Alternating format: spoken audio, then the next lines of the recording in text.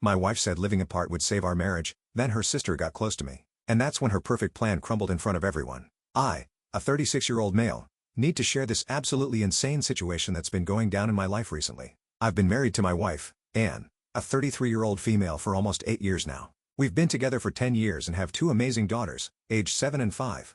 Honestly, I thought everything was pretty solid. Sure, we weren't doing the honeymoon phase stuff anymore, but who does after 8 years and 2 kids, right? We had our normal marriage stuff. Sometimes we'd argue about dumb things, like me leaving my work boots in the living room or her spending too much on Amazon, but nothing major. I work in construction management. I started as a regular worker, worked my way up and now make decent money. Anne has this corporate job she seems to like. We bought a house 3 years ago. The kids are doing great in school and we even got a dog last year. We're pretty much living that average American dream, you know. Thinking back though, I should have picked up on a few things. Anne had been different lately. Lighter, happier, more invested in work all of a sudden. She used to just vent about her job like anyone else, complaining about pointless meetings and annoying coworkers, the usual. But lately, she talked about work like it was exciting.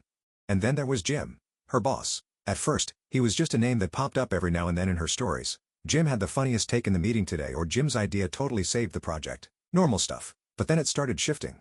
She began mentioning him in these small offhanded ways that didn't seem like much at the time, but now stick out like neon signs. Like the time we were talking about management styles, and she said, "You should hear Jim's take on leadership. It's actually really inspiring." Or when I joked about corporate buzzwords, and she immediately went, "Jim says those words actually do matter when building team cohesion." Yeah. That definitely didn't sound like her own opinion. I remember casually saying, "Damn. Sounds like Jim's your work husband just messing around." She froze for half a second, then forced a laugh and went, "Oh, stop. He's just a great mentor." Okay, weird, but I brushed it off. I was on the couch halfway through a YouTube video about fixing the garage door when Anne walked in. She had that look, like she'd been sitting on something for a while and finally worked up the nerve to say it. "Everything okay? Kids good? Your parents?" I asked, already half distracted, thinking it was just some random update. Yeah, everyone's fine," she said, shifting her weight like she couldn't get comfortable standing there. "I just need to talk to you about something." That got my attention. I paused the video and looked at her. "Okay, what's up?" she exhaled. "I think we should, maybe try living apart together." "Living what?" "You know, still married but in separate places sharing custody. It's a thing people do." I just stared at her, waiting for her to laugh or say she was kidding. She didn't. I had to pause my video and everything because I thought maybe I was having some weird hallucination from the cleaning chemicals I was using earlier. For context, everything seemed fine that morning. We had breakfast together. I helped get the kids ready for school. Normal goodbye kiss. The whole routine. No fights, no tension, nothing. So this came completely out of left field. I asked her for more explanation about this living apart together thing, and where she heard about it. Turns out, she's been hanging out a lot with this friend, Pat, from her yoga class. Pat's like this self-proclaimed modern relationships expert who's been divorced 4 times. Yeah, you read that right. And somehow, she thinks this makes her qualified to give marriage advice. Like, wouldn't that make her an expert in how to fail at marriage? I tried to stay calm though. Proud of myself for that, to be honest. I took a deep breath, put my phone down and tried to have an actual adult conversation about this. I asked her what brought this on. If I'd done something wrong, if there were problems I didn't know about, you know, trying to be that mature husband who communicates and stuff. But, guys, her response was wild. She just sat there like she was talking about changing our internet provider or something. She said she needed space and time for personal growth. Started throwing around all these buzzwords that honestly sounded straight out of some self-help book Pat probably gave her. She kept talking about how living apart together relationships are the future of marriage, and how all these European couples are doing it, because apparently, what works in Sweden should definitely work in suburban Ohio. The part that really got me? She had the nerve to say we could always go back to living together if it doesn't work out. Like this was just some trial run of a new Netflix show we could cancel if we didn't like it. Not, you know, our actual marriage and family. The whole time she's talking, I'm just sitting there thinking about our kids. Like, how do you explain to a 7-year-old that mommy and daddy are still married but don't want to live together anymore?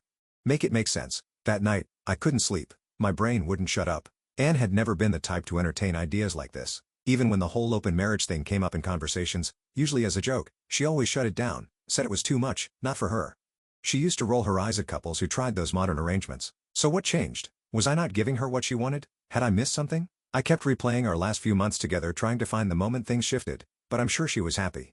She'd been lighter, more energized lately, and if I had to pinpoint when that started, it was around the time she got close to her new friend, Pat. Since then, it was like I was living with a different version of Anne. So after Anne dropped the whole living apart together bomb on me, I did what any reasonable person would do. I spent half the night Googling everything I could about living apart together relationships, while stress-eating the kids' leftover Halloween candy. And let me tell you, what I found was interesting. Turns out, this living apart together thing isn't completely crazy. Some people actually make it work. But here's the thing. It's usually older couples who already have grown kids, or people who work in different cities. Not couples with 2 young kids in elementary school who live in the same suburb. Red flag number 427. Am I right? But I decided to play along. You know that saying about giving someone enough rope? Yeah. That's what I was thinking. So the next morning, I sat down with Anne and was like, okay, let's talk about how this would actually work. I had my laptop out, Google open, ready to take notes like this was some business meeting. The look on her face when I started talking about formal custody arrangements, priceless. Pretty sure she thought this would be more like a casual you do your thing, I do mine situation.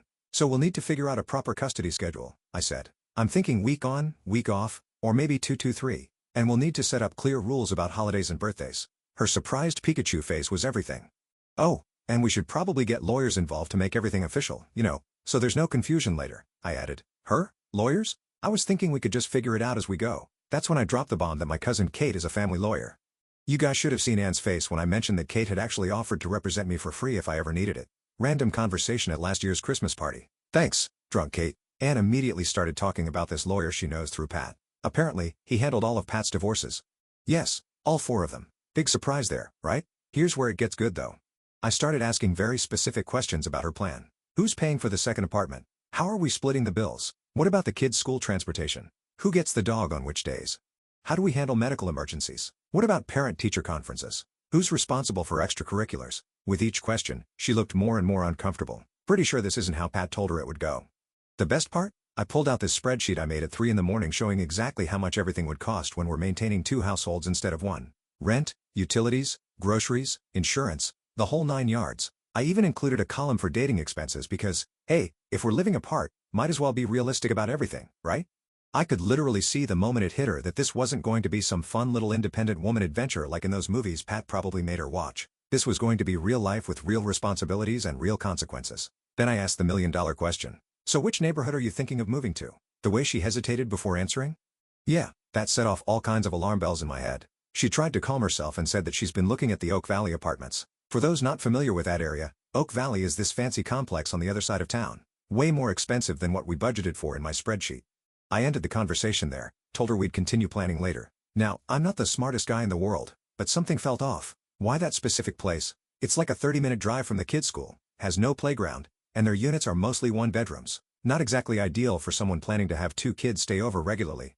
So, I did what any paranoid husband would do. I started digging. Turns out, one of my work buddies, Dave, has a sister who works at Oak Valley's leasing office. I shot him a text asking if he could get some intel. Yeah.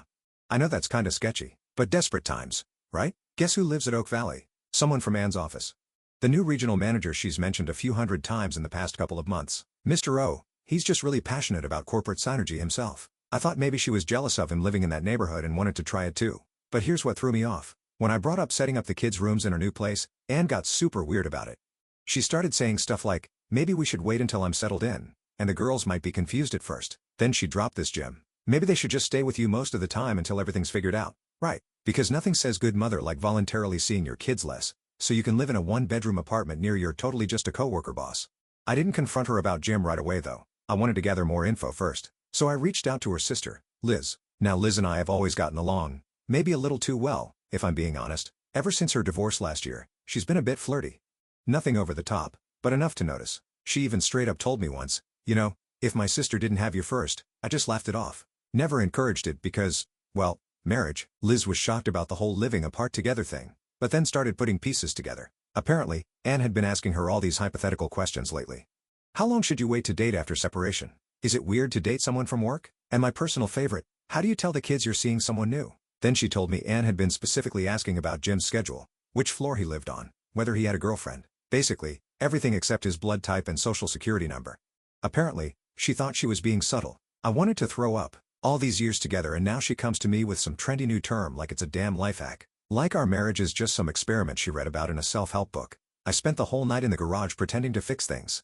In reality, I was beating the hell out of my punching bag, fist throbbing, jaw clenched so hard my teeth hurt. Every time I thought about her sitting me down like that, so casual, so decided, I saw red. Later, I found out that while I was out there trying to keep myself from losing it, Anne was inside on the phone with Pat for 2 hours, probably getting more expert advice on how to tear down a marriage in record time. I knew everything was done between us and the trust was already shattered, but I had to play on my own terms. The next morning, I started looking at apartments myself, but I started checking out places near where Liz lives, which is in the complete opposite direction from Oak Valley. I brought it up to Anne casually. So I started looking at apartments, I said, scrolling on my phone. Anne barely looked up from her coffee. Oh, okay. Where? A couple of places near Liz's neighborhood, I said, keeping my voice even. That got her attention. Her head snapped up. Wait, what? That's the opposite direction from Oak Valley. Yep, I said, taking a sip of my coffee. Her forehead creased. But that's not fair to the kids. If we live too far apart, it's going to be hard on them. I set my cup down and just stared at her. Oh, now we're thinking about what's fair to the kids. She blinked like she didn't expect me to push back.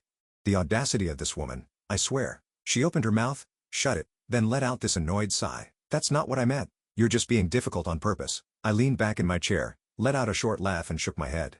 Oh, no, Anne. I'm enjoying this a lot. Her eyes narrowed. What's that supposed to mean? I didn't respond, just brushed past her and walked away. And then just when I thought I couldn't be more pissed off, Anne went and proved me wrong.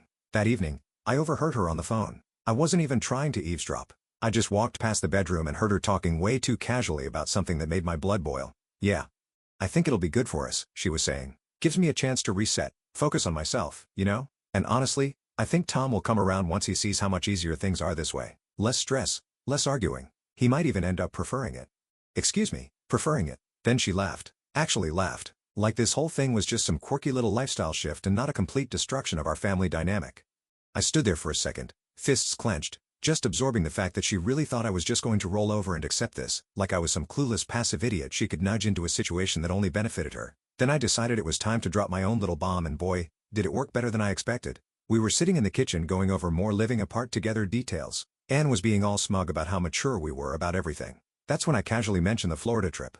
For context, Anne has been obsessed with going to Florida since forever, like unhealthy levels of obsession. She follows all these Florida vacation accounts on Instagram, has a whole Pinterest board dedicated to Florida beaches, the works, but we never went because something always came up. Kids were too young, couldn't get time off work, money was tight, you know how it goes. So I'm sitting there, drinking my coffee and just casually go, oh, by the way, I need your input on something. Should I try to get a refund for the Florida tickets or just change the names? You guys, the way her head snapped up, pretty sure she gave herself whiplash. What Florida tickets? She asked, trying and failing to sound casual. That's when I told her about the surprise vacation I'd booked for our upcoming anniversary. 7 days beachfront hotel, all the works. I even arranged for her parents to watch the kids. They don't know about the living apart together situation yet. That's a whole other nightmare waiting to happen.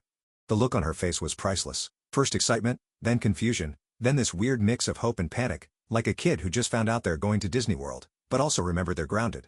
You planned a Florida trip for us? She practically whispered. Well, I planned it for us when we were still in us, I said.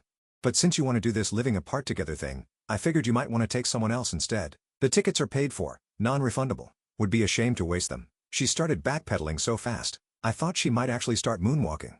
Maybe we should wait on the living apart together thing, she said. We could use this trip to reconnect. That's when I dropped the second bomb. Actually, I already called the travel agent and had your ticket changed to be transferable. You can take whoever you want.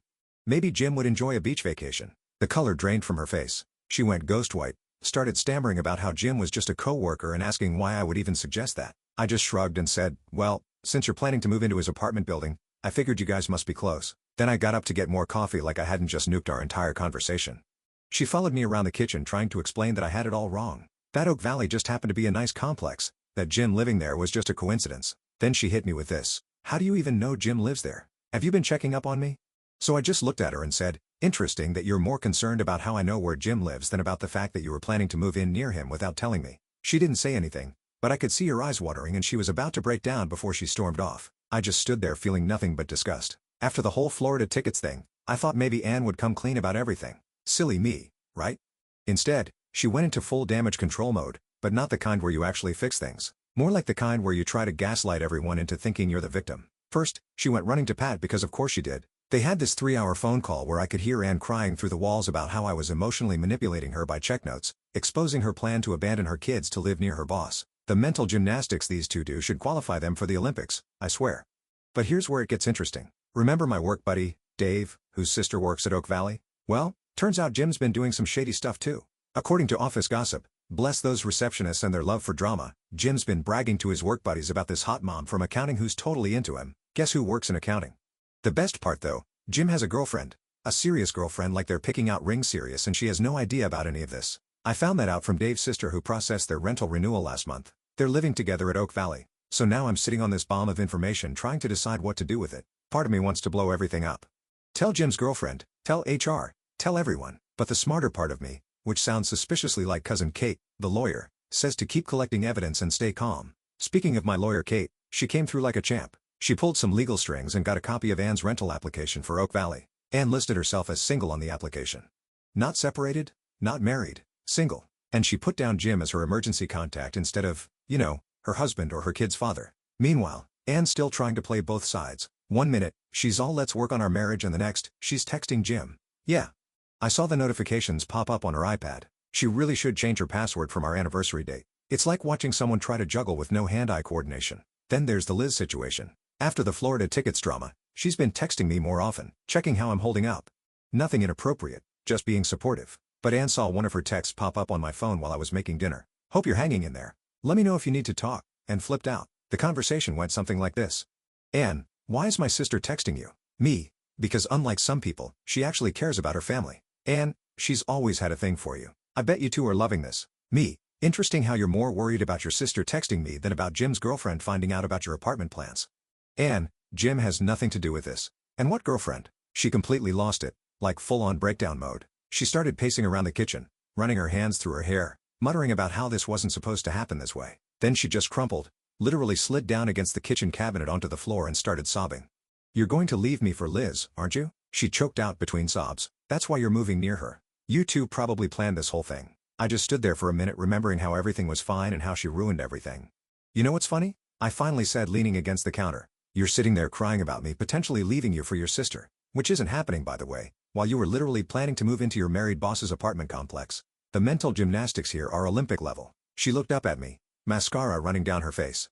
It wasn't like that. I just felt stuck, like life was passing me by, and Jim, he made me feel. Let me stop you right there. I cut her off because if the next words out of your mouth are about how your taken boss made you feel special while I was busy providing for our family and raising our kids, I might actually lose it. That set off a fresh round of sobbing.